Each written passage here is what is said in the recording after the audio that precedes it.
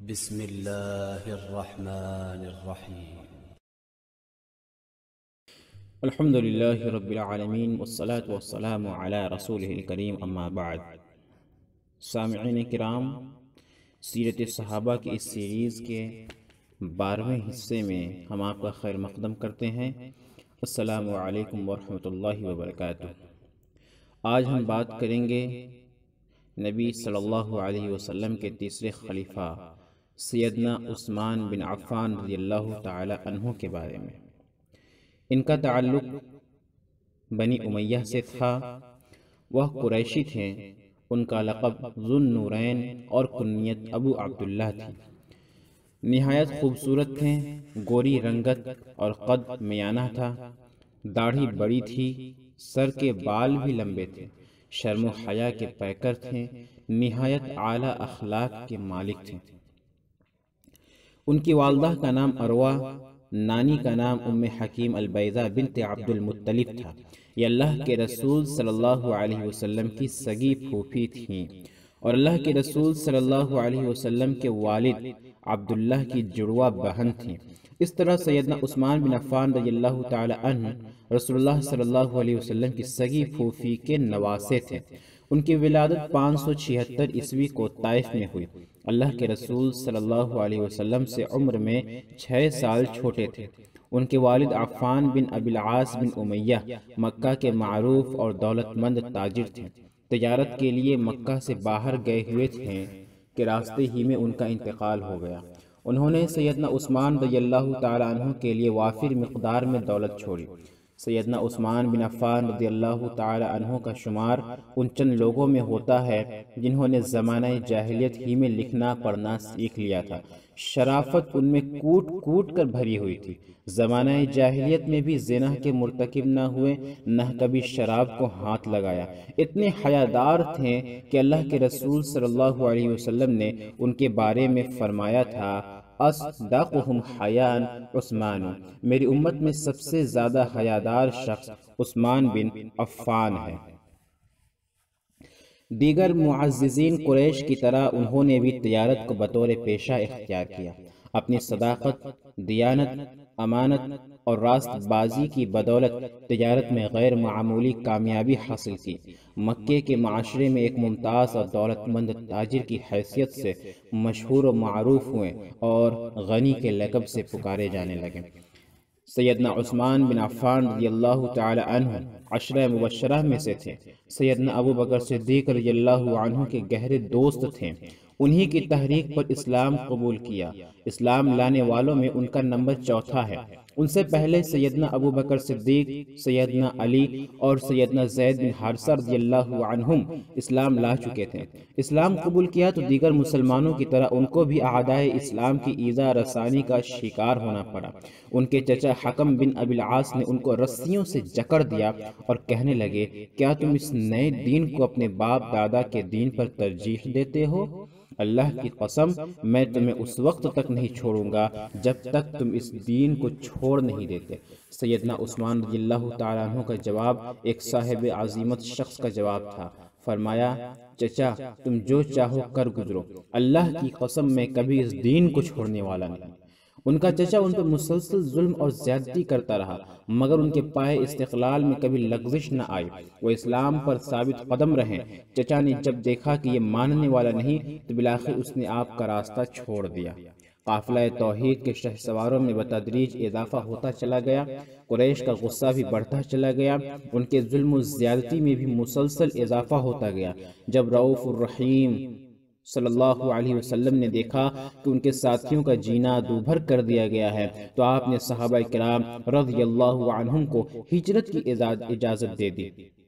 اللہ کی راہ میں گھر بار چھوڑنے والے اس پہلے گروہ میں سیدنا عثمان بن عفان رضی اللہ تعالی عنہ اور ان کی اہلیہ محترمہ سیدہ رقیہ بنت رسول اللہ صلی اللہ علیہ وسلم بھی شامل تھیں. بیٹیوں سے محبت فطری تقاضا ہے. اللہ کے رسول صلی اللہ علیہ وسلم کو اپنی بیٹی اور داماد کے وطن چھوڑنے کے بعد ان کے حالات کے بارے میں کوئی اطلاع نہ تھی. ایک دن حبشہ سے ایک قریشی عورت آئی، اس نے اللہ کے رسول صلی اللہ علیہ وسلم کو بتایا کہ میں نے آپ کی بیٹی اور داماد کو دیکھا ہے۔ دریافت فرمایا کس حال میں دیکھا ہے؟ اس نے بتایا میں نے دیکھا آپ کی بیٹی گدھے پر سوار تھی اور ان کا خاوند اس کی رسی پکڑے ہوئے تھا۔ اللہ کے رسول صلی اللہ علیہ وسلم کو یہ سن کر بے حد خوشی ہوئی، ارشاد فرمایا اللہ ان دونوں کی حفاظت فرمائے۔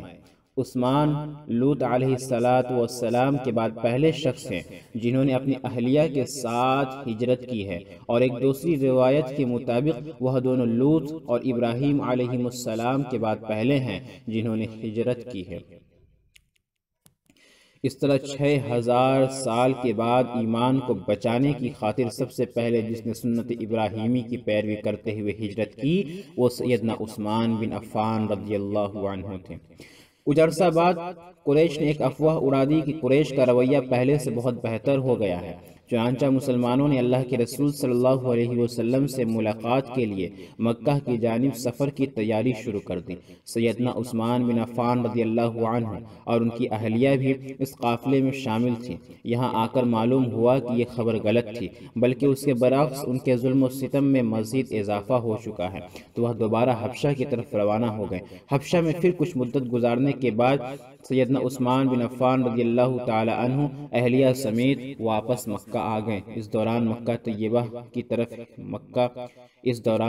مکہ سے مدینہ طیبہ کی طرف ہجرت کی اجازت مل چکی تھی، چنانچہ آپ نے مدینہ طیبہ کی طرف ہجرت فرمائی۔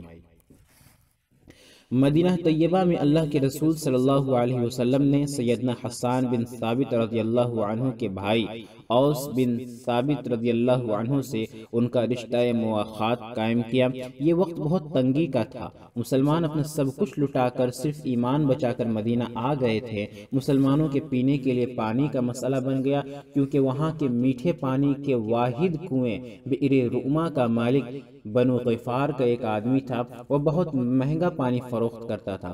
اللہ کے رسول صلی اللہ علیہ وسلم نے اس شخص کے لیے جنت کی بشارت دی جو بئر روما خرید کر مسلمانوں کے لیے وقف کر دے۔ سیدنا عثمان رضی اللہ عنہ نے 35,000 درہم میں وہ کنواں خرید لیا اور مسلمانوں کے لیے وقف کر دیا۔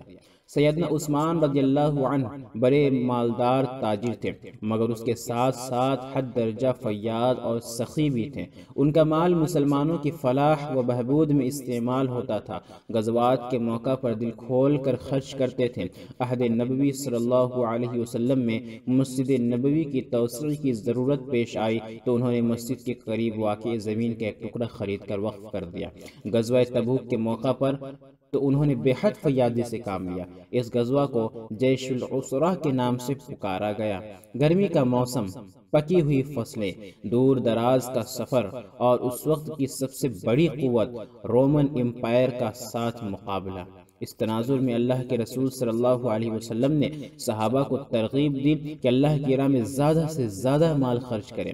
ان کو خوشخبری سنائی، من یجہز ہؤلاء غفر اللہ لہ، جو ان مجاہدین کو سامان رسد مہیا کرے گا اللہ ان کے گناہوں کو بخش دیں گے۔ اس موقع پر سیدنا عثمان ذو النورین رضی اللہ عنہ نے جو کچھ پیش کیا وہ آپ کے سامنے پیش خدمت ہے۔ سیدنا عثمان رضی اللہ عنہ نے ملک شام کے لیے ایک قافلہ تیار کیا تھا جس میں 200 اونٹ پالانوں اور کجاوس سمیت شامل تھے اور 200 اوقیہ تقریباً 29.5 کلو چاندی تھی۔ آپ نے یہ سب مال مجاہدین کے لیے صدقہ کر دیا۔ اس کے بعد پھر 100 اونٹ پالانوں اور کجاوس سمیت صدقہ کیا۔ اس کے بعد 1000 دینار تقریباً 5 کلو سونے کے سکے لے آئے اور انہیں نبی صلی اللہ علیہ وسلم کی آغوش مبارک میں ڈال دیا۔ رسول اللہ صلی اللہ علیہ وسلم انہیں الٹتے جاتے اور فرماتے جاتے، ما ضر عثمان ما عمل بعد اليوم، آج کے بعد عثمان جو بھی عمل کرے انہیں کوئی نقصان نہ ہوگا۔ اس کے بعد حضرت عثمان رضی اللہ تعالی عنہ نے پھر صدقہ کیا، یہاں تک کہ ان کے صدقے کی مقدار نقدی کے علاوہ 930 اونٹ اور 70 گھوڑوں تک جا پہنچی۔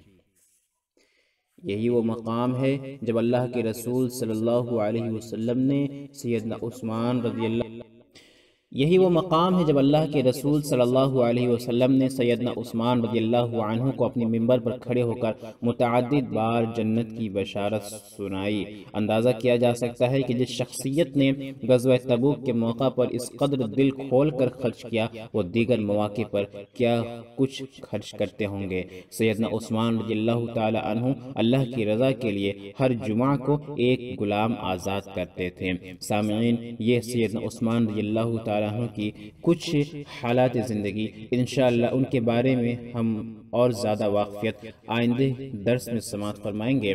السلام علیکم ورحمۃ اللہ وبرکاتہ۔